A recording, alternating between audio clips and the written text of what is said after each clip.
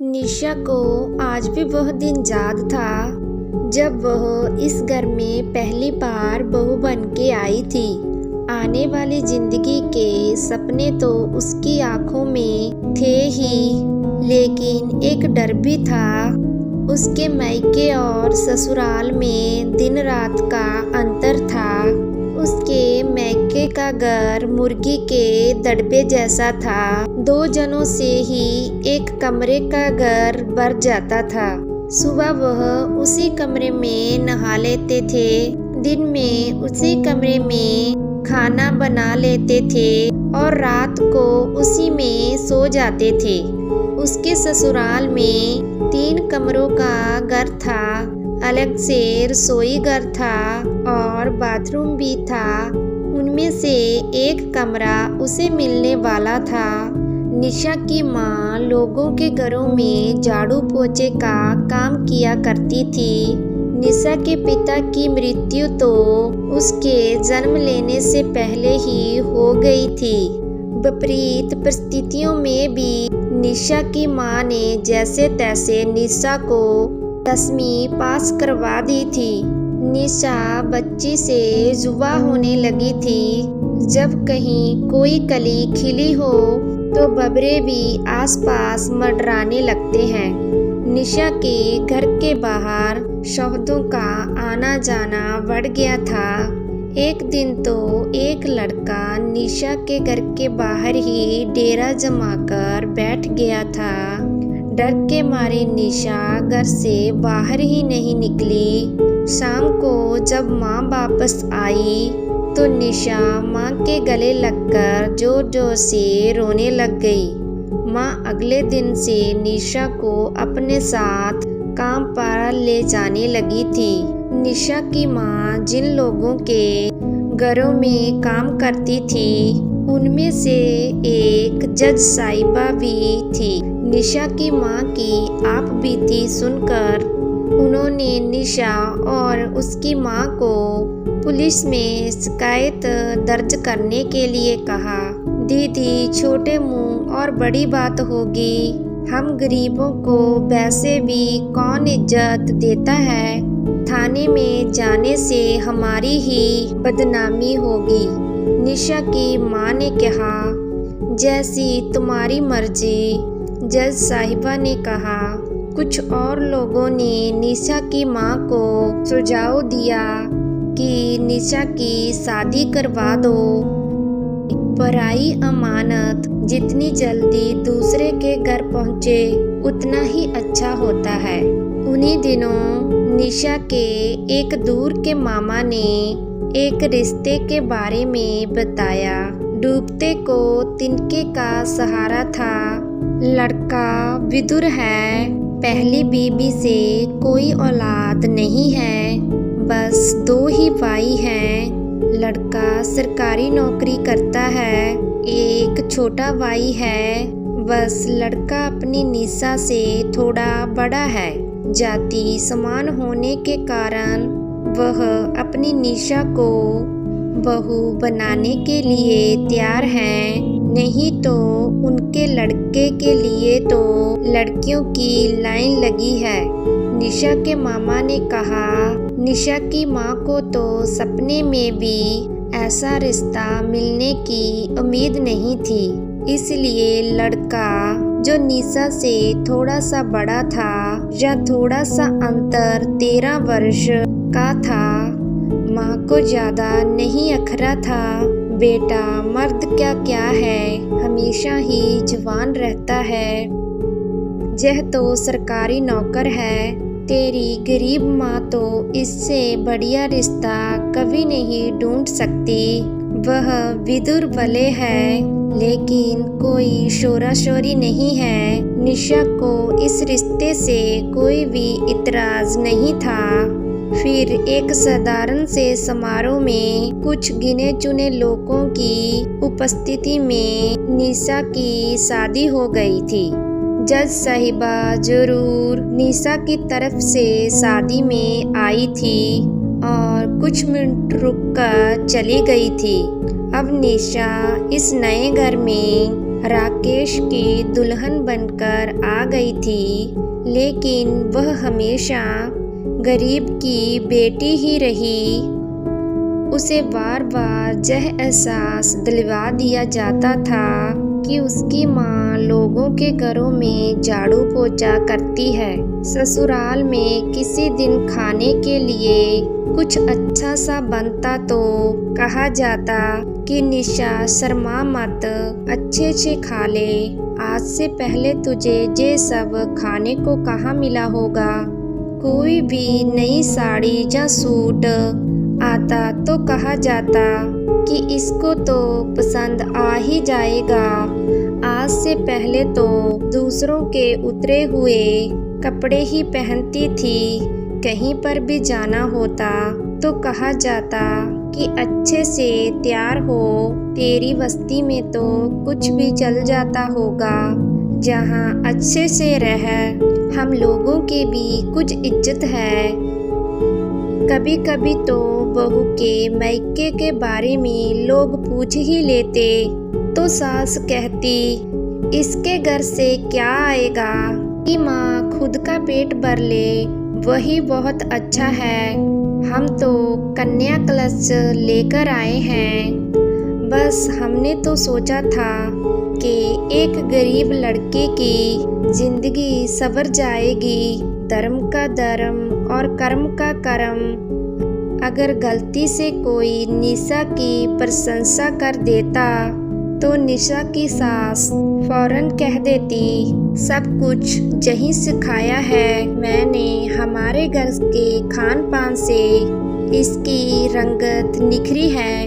निशा 2 वक्त के खाने और कपड़ों तथा एक छत के बदले उस घर का सारा काम करती और अपनी माँ का और खुद का अपमान सहती रहती। निशा ने किसी से सुना था कि बहू अपने से कमजोर खानदान की लानी चाहिए। अब निशा को इसका मतलब समझ आने लगा था कि अपने से कमजोर परिवार की बहू को आसानी से दबाया जा सकता है, घर में नौकरानी बनाकर रखा जा सकता है। ऐसा केवल निशा जैसी कम पढ़ी लिखी लड़कियों के साथ ही नहीं बल्कि सबके साथ होता है। जज साहिबा ने एक बार बताया था कि उनके साथ LLB में एक लड़की थी। वह क्लास की टॉपर थी। उसका स्कूल टाइम से कोई दोस्त था। दोनों शादी करना चाहते थे। फिर लड़के की जो माँ थी उसने साफ साफ कह दिया कि LLB डिग्री वाली लड़की से अपने बेटे की शादी नहीं करेगी। वकील बहू घर में 10 कानून लगाएगी। जज साहिबा ने कहा, प्यार अंधा होता है। प्यार की खातिर उस लड़की ने अपना कैरियर छोड़ दिया। वह मेरी तरह जज नहीं बन पाई। जज साहिबा ने कहा, ससुराल में अपमान जब जज साहिबा को भी झेलना पड़ा तो निशा किस खेत की मूली है। निशा अपमान के कड़वे घूंट पीकर ससुराल में रह रही थी, क्योंकि स्त्री का ससुराल में चुपचाप सब सहना यही तो लोगों की नज़र में संस्कार है। एक दिन अचानक राकेश की एक दुर्घटना में मौत हो जाने की खबर आई। निशा अब सुध बुध खो बैठी। राकेश की मृत्यु के 15 दिनों बाद निशा के ससुराल वालों ने निशा को उसकी माँ के घर शोक खोलने भेज दिया। निशा एक बार गई, 1 महीना हो गया, लेकिन ससुराल से कोई बुलावा नहीं आया। उधर मायके में निशा एक दिन चक्कर खाकर गिर पड़ी। माँ उसे पास के सरकारी अस्पताल में दिखाने के लिए ले गई।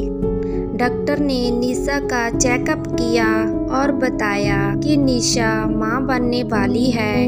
अगर पहले जैसा वक्त होता तो निशा और उसकी माँ खुशी से झूम उठते, लेकिन अब दोनों को समझ ही नहीं आ रहा था कि क्या करें। माँ बोली, देख मेरी लाडली गुड़िया, अब तो तुझे ससुराल जाना ही होगा।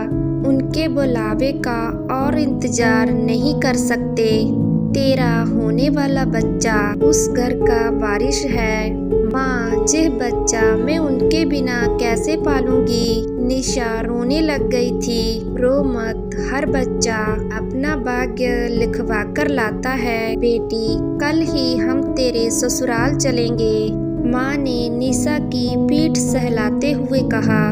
उधर वो लोग रिकेश की जगह उसके भाई को नौकरी दे दी जाए, इसके पेपर भी सबमिट कर दिए थे। अगले दिन ससुराल वालों के इरादों से बेखबर निशा अपनी माँ के साथ अपने ससुराल पहुंची, लेकिन ससुराल वालों ने उन्हें यह कहकर निकाल दिया कि उसका पति मर चुका है, इस घर पर उसका कोई अधिकार नहीं।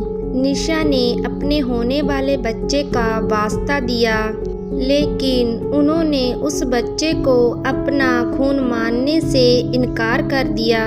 निशा और उसकी माँ सीधे जज साहिबा के पास पहुँचे। उन्होंने सारी बातें बताई। निशा की माँ को डर लग रहा था कि कहीं इतिहास अपने आप को ना दोहरा दे।